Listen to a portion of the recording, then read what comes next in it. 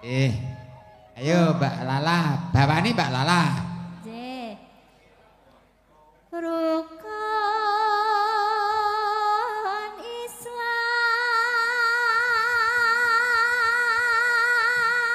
Yes.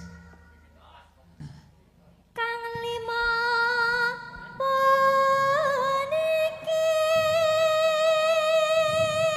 Iki ya dipirsani gelar layar lebar ana ing padukuhan perbutan Mbak Lala. Mas Gandung sak kanca. Oh nggih. Nggih. Iki ya salam kanggo Mbak Mega, salam kanggo Mbak Lala. Sungkem konjo kagem Pak Lurah sak perangkat. Nggih, Pak. Niki kathah nggih Pak ingkang mirsani nggih. Sangat luar biasa.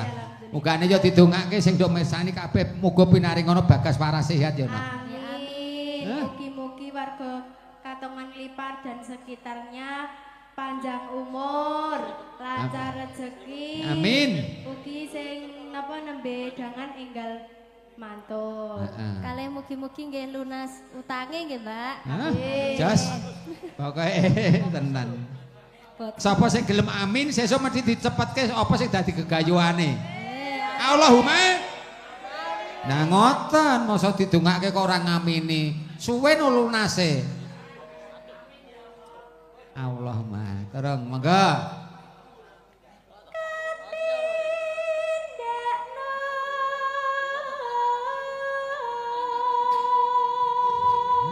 Jas.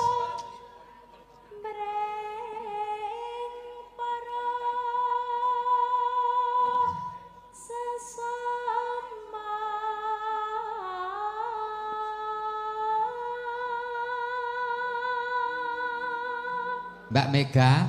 Nggih, Pak. Niki nggih sungkem kunjuk karo penjane Pak Haji Suparto ning saiki ora rawuh. Oh, nggih. Hah? Ya awake dhewe iso merambat-merambat mergane saka lelabuhane Pak Haji Suparto. Mulane ra sungkem kunjuk ya diaturke kanggo panjenengane sak keluarga Mbak Mega, Mbak Lala. Iki ya Mbah Tukino ya rawuh karo Mas Samiono. Nah, niki sing karo Pak Babin, Pak Haji Suparyoto ngaturake panuwun. Pak Bambang. Tak piji-piji. Mas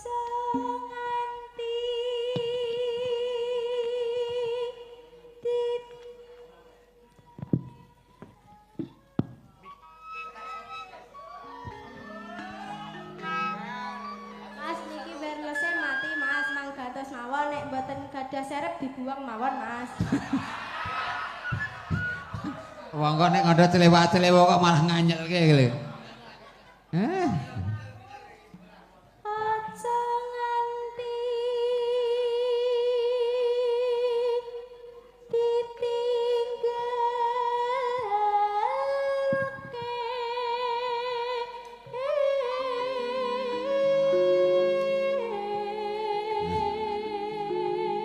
Mbah Mumul ngrejeng ya nonton langsung Mbak Mega. Oh nggih, Mas, Mbah nuwun. Nggih ngrungokke suarane Mbak Mega karo Mbak Lala. Langsung dimerke Mbah Mul saka ngrejeng. Semin. Go. Rukun Islam punika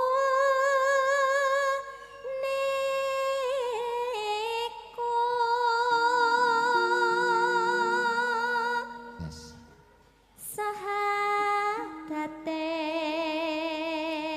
kang angka siji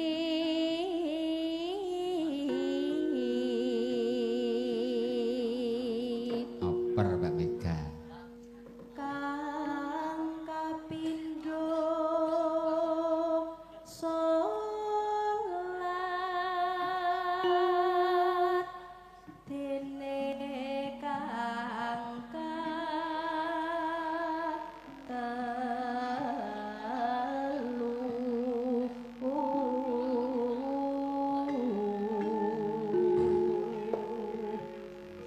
Terus. Ramadan nindakno poso papat zakat ping 5 ibadah haji Bareng. Yo, Ji, rolu. rukun Islam